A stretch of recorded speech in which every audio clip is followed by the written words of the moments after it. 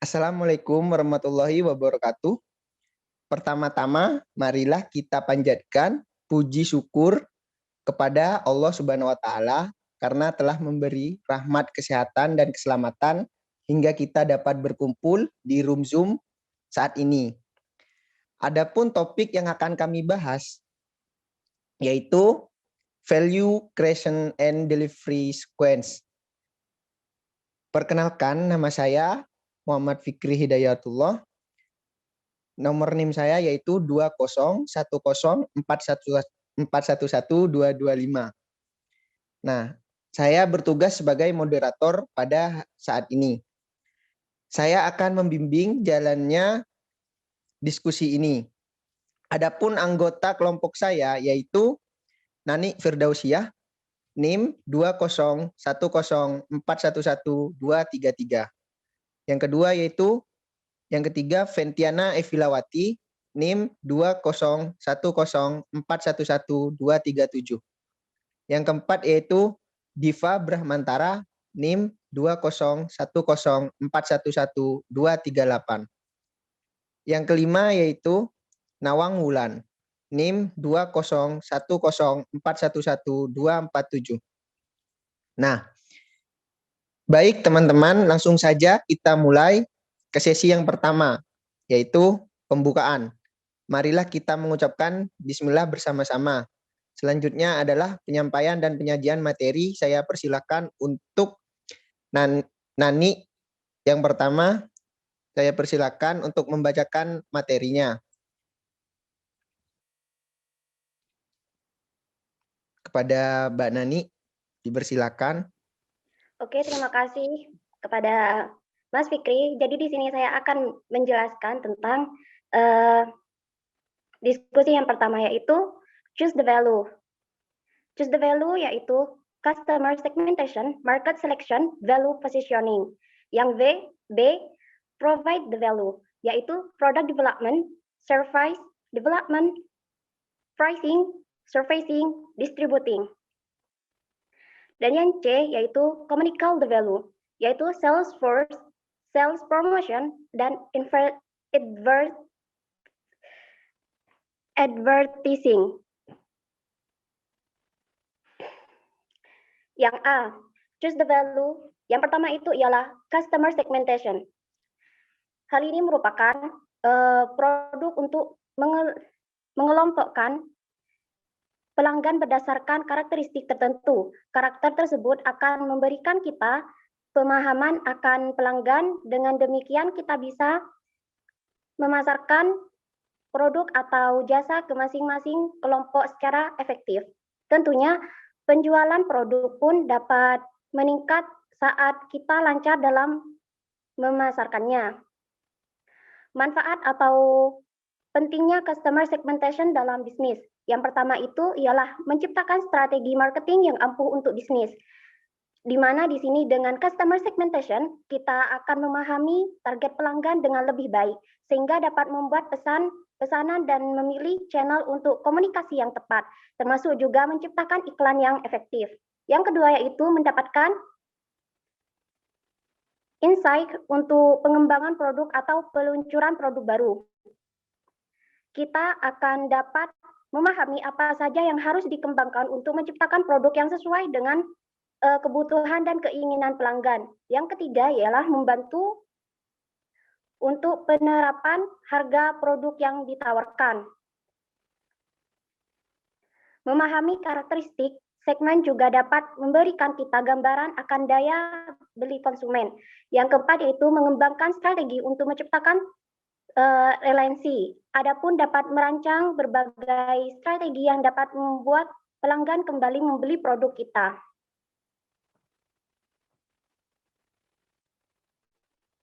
Jenis customer segmentation. Jadi yang pertama itu ialah demographic segmentation, yang kedua geographic segmentation, yang ketiga behavior segmentation, dan yang keempat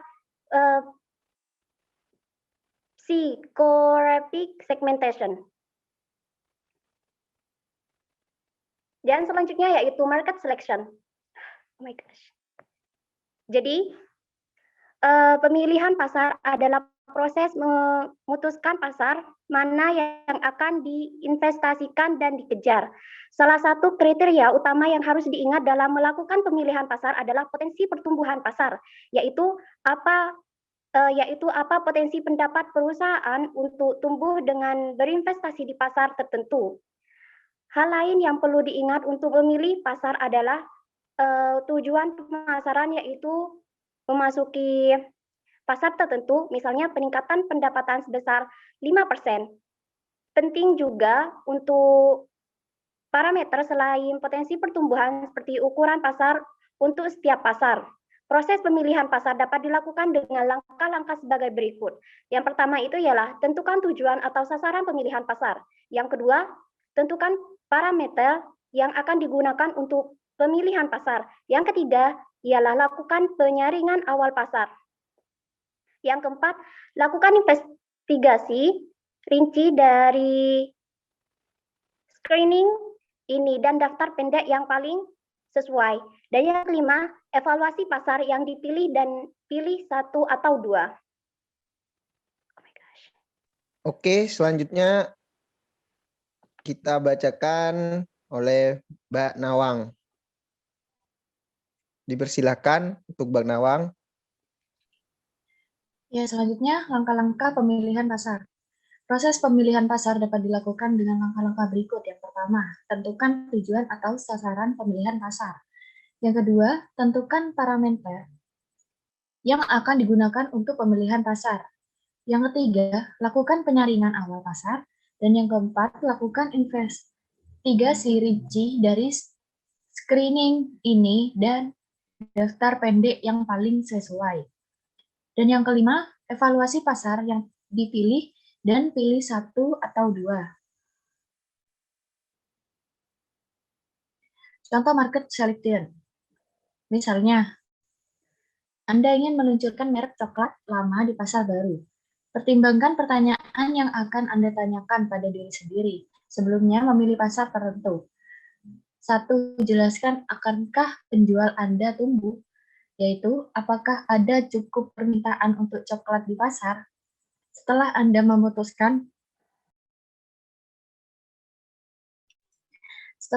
memutuskan bahwa dampaknya ada prediksi pertumbuhan pasar yang adil, tanyakan pada diri Anda bagian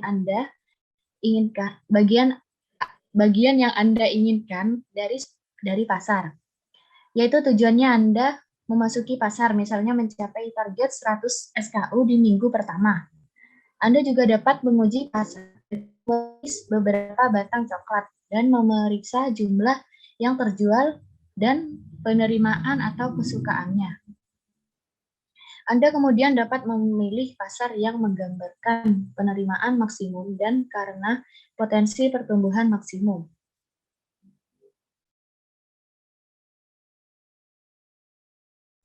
Yang ketiga adalah value positioning. Value positioning adalah pesan singkat yang berisi penjelasan mengapa pelanggan harus menggunakan produk atau layanan kita. Ada 3 elemen penting yang harus ada di setiap value positioning. Seperti berikut ini. Yang pertama, kelebihan yang ditawarkan kepada pelanggan saat menggunakan produk.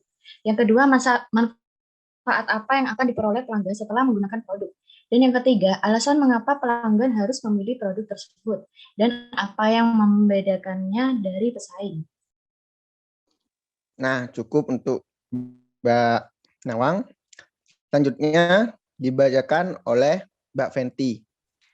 Mbak Fenty dipersilakan. Ya. Yang B, yang barusan the value.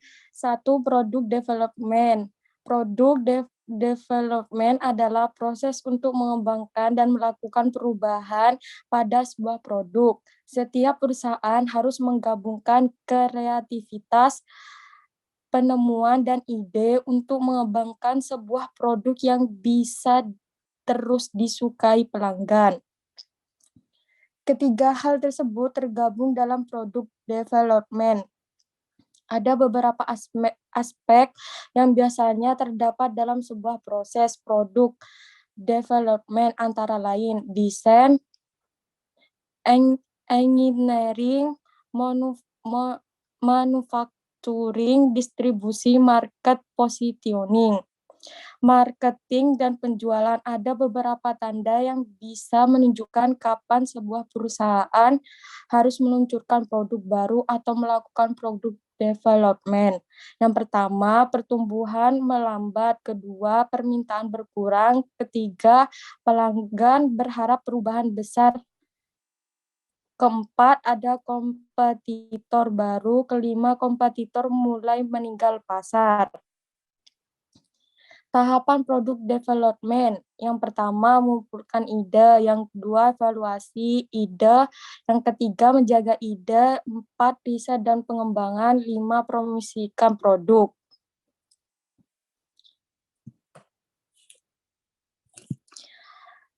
Kedua, service development, yaitu mengembangkan fakta atau prinsip atau produk dari suatu pengetahuan yang sudah ada.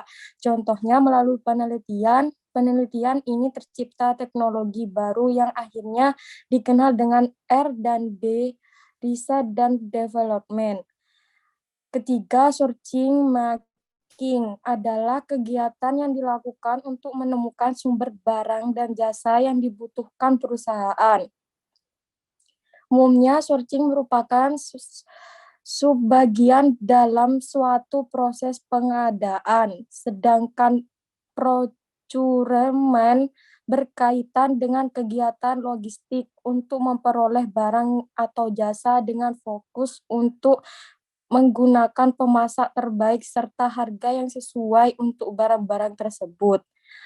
7 faktor yang membedakan kegiatan searching dan procurement. 1. Kuantitas versus kualitas. 2. Mencari penawaran yang terbaik. 3. Jangka waktu kemitraan dengan penyediaan. 4. Jangka waktu biaya kepemilikan. 5. Alternatif pilihan penyedia. 6. Penyegahan finish pengobatan. 7. Rules driven finish mission driven. Oke, cukup untuk berhenti. Nah, selanjutnya dibacakan oleh saya sendiri.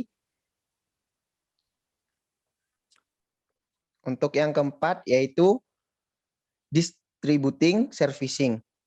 Distribusi atau tempat adalah salah satu dari 4 elemen saluran pemasaran. Distribusi adalah proses membuat produk atau layanan tersedia untuk konsumen atau pengguna bisnis yang membutuhkannya. Ini dapat dilakukan secara langsung oleh produsen atau penyedia layanan, atau menggunakan saluran tidak langsung dengan distributor. Saluran tidak langsung dengan distributor atau perantara. Tiga elemen lain dari bauran pemasaran adalah produk, harga, dan promosi. Secara strategis, ada 3 pendekatan untuk distribusi. Nah, distribusi massal, yang kedua yaitu distribusi selektif, dan yang ketiga yaitu distribusi eksekutif. Nah, yang kelima yaitu pricing. Penempatan harga adalah proses menetapkan nilai yang akan diterima produsen dalam pertukaran jasa dan barang. Metode pricing dilakukan untuk menyesuaikan biaya yang ditawarkan produsen yang sesuai dengan produsen dan pelanggan.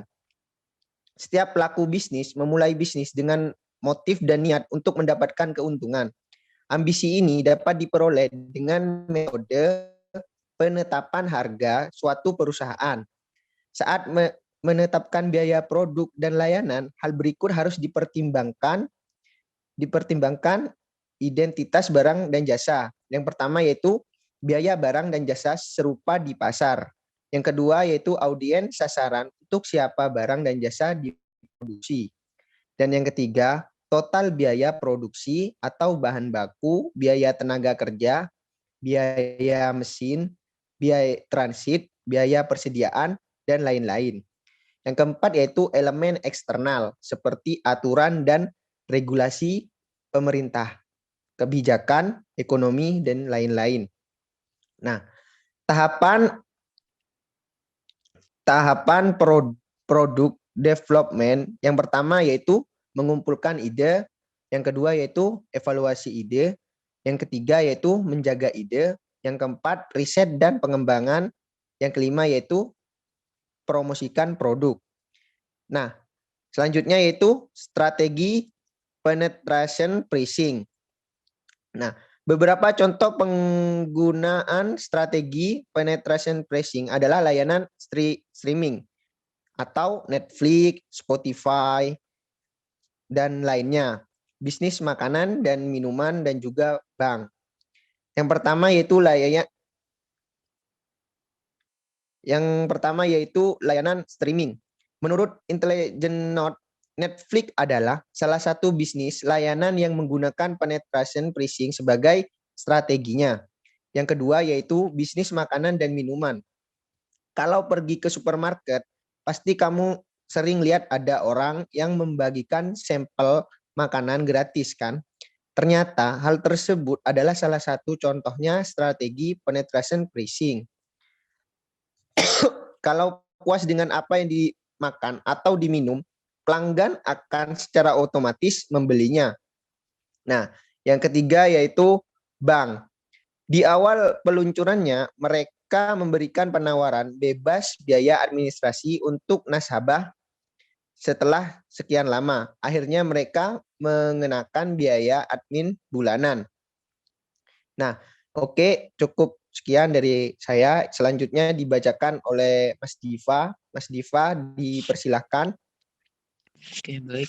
Saya akan menjelaskan communicate the value. Yang pertama itu sales force. Sales force merupakan tim penjualan, strategi penjualan, serta teknologi penjualan di balik sebuah bisnis untuk mendorong pertumbuhan perusahaan. Tim ini biasanya bekerja sama dengan divisi penjualan dan marketing, serta berhubungan langsung dengan pelanggan atau konsumen. Mengapa sales force mempunyai kelebihan dalam hal melakukan negosiasi langsung dengan calon konsumennya? Selain menjadi bagian penting divisi marketing, sales force merupakan ujung tombak perusahaan dalam melakukan penjualan produk atau jasa yang dihasilkan oleh perusahaan. Terdapat 3 elemen penting menciptakan sales force yang sukses. Yang pertama itu talenta terbaik. Yang kedua berkomitmen pada teknologi. Dan yang ketiga adalah unit kerja terintegrasi. Lalu untuk tanggung jawab Salesforce, yang pertama, membuat daftar pelanggan prospek sesuai dengan segmentasi yang diinginkan perusahaan. Yang kedua, melakukan proses penjualan sesuai daftar target yang sudah ditentukan dan disepakati bersama dengan koordinator. Yang ketiga, menyiapkan materi atau tools yang akan digunakan dalam proses penjualan ke pelanggan dan melakukan presentasi. Yang keempat, melakukan proses penjualan mulai dari awal perkenalan, negosiasi sampai dengan pembuatan kontrak dengan pelanggan. Lalu yang kelima, membuat laporan aktivasi sales mingguan sesuai format laporan yang disepakati dengan koordinator dan laporan bulanan sesuai format laporan yang sudah ditentukan. Yang keenam, membina hubungan dengan divisi-divisi lain, dibantu oleh koordinator untuk proses-proses internal yang terkait proses penjualan ke pelanggan. Yang ketujuh, secara terus-menerus menambah pengetahuan terhadap produk atau layanan yang akan dijual, dan selalu berusaha meningkatkan kemampuan pembinaan, hubungan, dan penjualan ke pelanggan. Yang ke-8, mengikuti proses tender dari awal sejak pendaftaran, submit penawaran, dan jika menang, maka harus melakukan proses monitoring aktivasi pelanggan, dan sampai dengan pembuatan kontrak dengan pelanggan. Dan yang terakhir, memelihara pelanggan yang sudah diperoleh dari menang tender dan mempersiapkan diri mengikuti tender berikutnya. Lalu untuk kemampuan seorang sales force. Seorang sales force harus mempunyai beberapa kemampuan dalam menjalankan tugasnya. Sales force minimal harus mempunyai. Yang pertama, kemampuan komunikasi yang baik dan lancar. Yang kedua, kemampuan memenuhi target atau target oriented. Yang ketiga, memiliki penampilan yang menarik, badan proporsional, dan kulit bersih. Lalu yang keempat, komunikatif, persuasif, dan dapat memberikan presentasi yang baik dan menarik. Yang kelima, memiliki kemampuan analisa dan interpersonal yang baik. Lalu yang keenam, dapat menggunakan komputer minimal aplikasi Microsoft Office.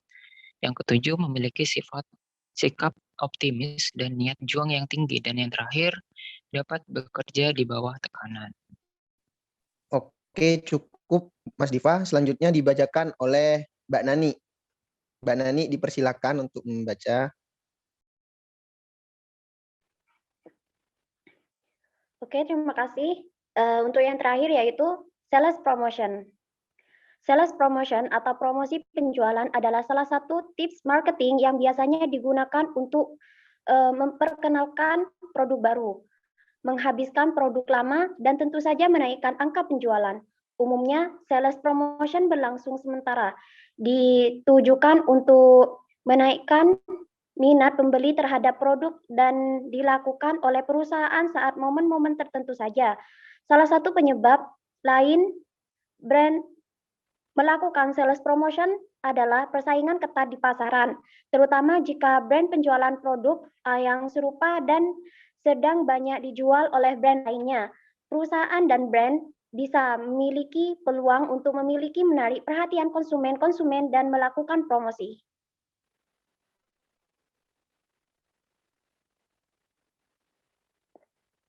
Yang selanjutnya yaitu klasifikasi sales promotion. Yang pertama itu ialah promosi bisnis, yang kedua promosi konsumen, yang ketiga promosi dagang, dan yang keempat yaitu promosi tenaga penjualan.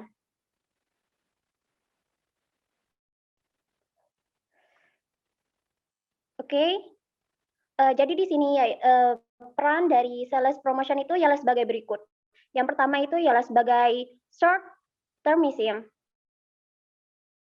Sales promotion juga merupakan salah satu alat promosi yang sangat dibutuhkan oleh perusahaan karena dapat bekerja dengan cepat, tepat, dan dapat memberikan dampak secara langsung. Dan yang kedua yaitu competing for shelf space. Sales promotion juga dapat membantu para pengusaha pabrik untuk memenangkan shelf space, sehingga dapat membantu penjual menarik peningkatan kepada lalu lintas pertokoan dan penggunaan sumber penghasilan yang terbatas. Dan yang ketiga yaitu managerial accountability.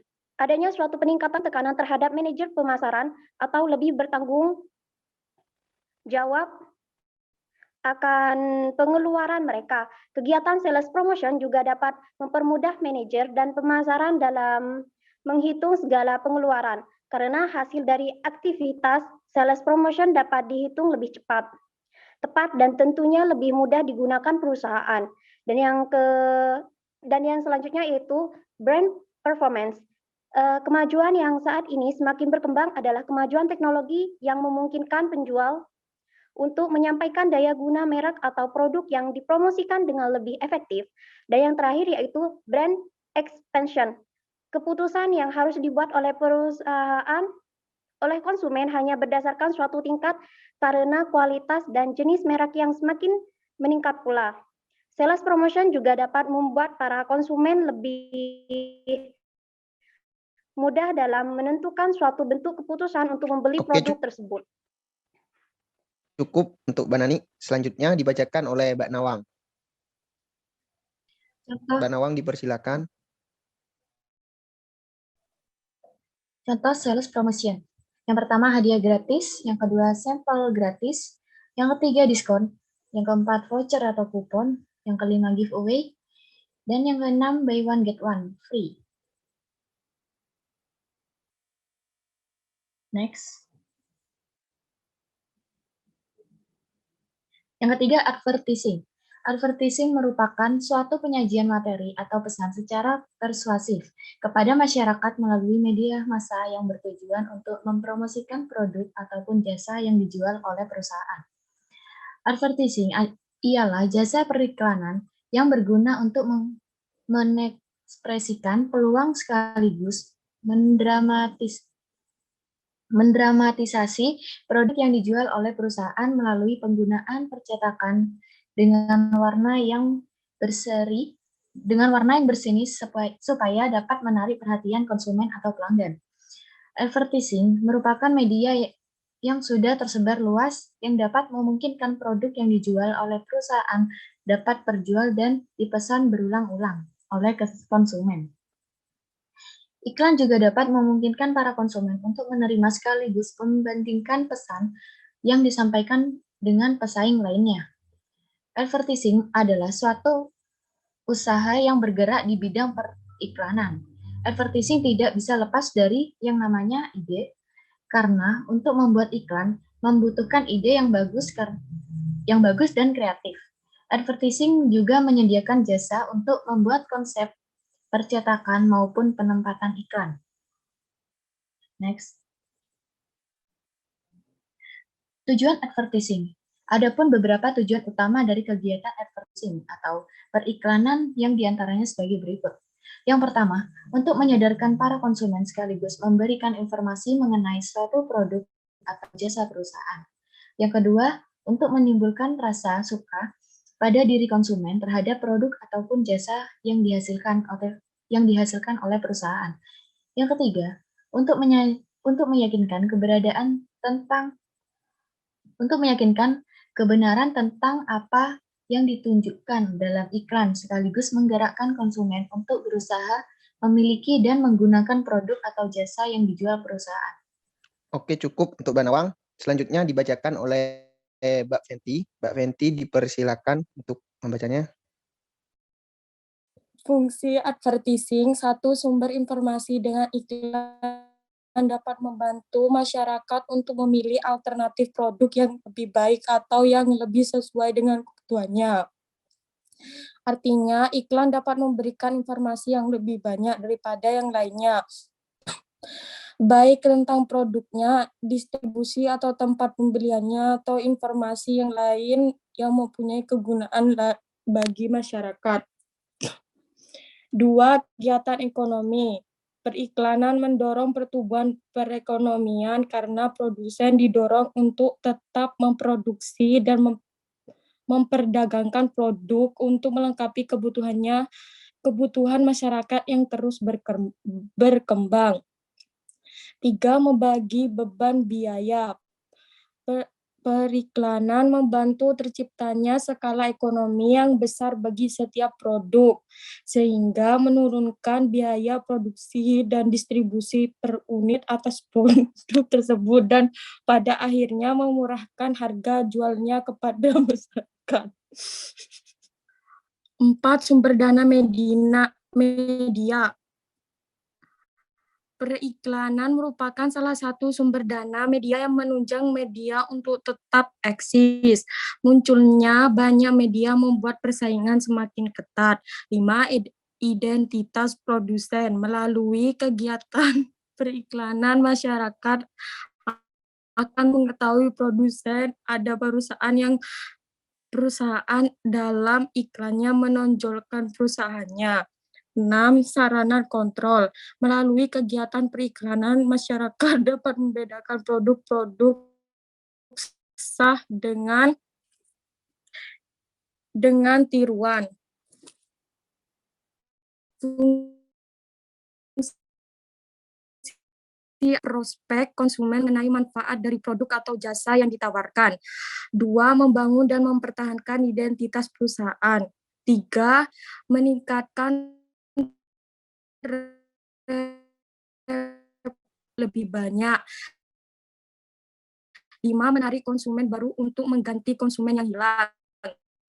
6. Membantu meningkatkan penjualan. 7. Mempromosikan dan memperkenalkan bisnis ke konsumen, investor, dan pihak-pihak lainnya. Oke, cukup untuk Mbak Fenty. Selanjutnya dibacakan oleh saya sendiri. Nah, selanjutnya yaitu komponen perencanaan advertising.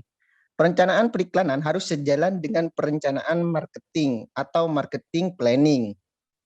Nah, tujuan periklanan yaitu, yang pertama tujuan periklanan. Yang kedua yaitu strategi periklanan, dan yang ketiga yaitu program, yang keempat yaitu anggaran. Nah, syarat advertising itu memenuhi kriteria rumus yang disebut AIDCA. Rumus itu merupakan singkatan dari elemen-elemen, yaitu yang pertama A, attention atau perhatian. Yang kedua yaitu I, interest atau minat. Yang ketiga yaitu D, desire atau kebutuhan. Yang keempat yaitu C, conviction atau keinginan. Dan yang kelima yaitu A, action atau tindakan. Nah, selanjutnya yaitu contoh value creation and delivery sequence. Yang pertama yaitu customer segmentation atau remaja. Dua yaitu market selection, yaitu fashion. Yang ketiga yaitu value positioning, yaitu task. Yang keempat yaitu product development, yaitu slick bag, handbag, waist bag. Dan yang kelima yaitu service development, yaitu bahan baku yang digunakan ialah kulit singkong untuk cara pembuatannya dengan proses manual karena merupakan kerajinan tangan. Nah, yang keenam yaitu pricing. Nah, pricing yaitu contoh sebagai seperti rentang harga di Rp 50.000 hingga puluhan juta. Yang ketujuh yaitu sourcing marketing, yaitu target pasar internasional.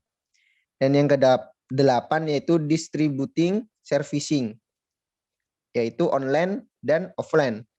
Dan yang ke-9 yaitu sales force, yaitu penerapan target penjualan pada setiap sales. Dan yang ke-10 sales promotion, yaitu penerapan sistem diskon dan buy one get one free. Dan yang ke-11 advertising, yaitu pemasangan iklan pada berbagai platform dan sosial media seperti Facebook, Instagram, serta online shop. Nah, demikian untuk presentasi kelompok kita. Mari kita mengucapkan alhamdulillah untuk selesainya presentasi kelompok kita ini. Saya sebagai moderator mohon maaf atas kekurangannya dan terima kasih untuk perhatiannya. Wassalamualaikum warahmatullahi wabarakatuh. Waalaikumsalam warahmatullahi wabarakatuh.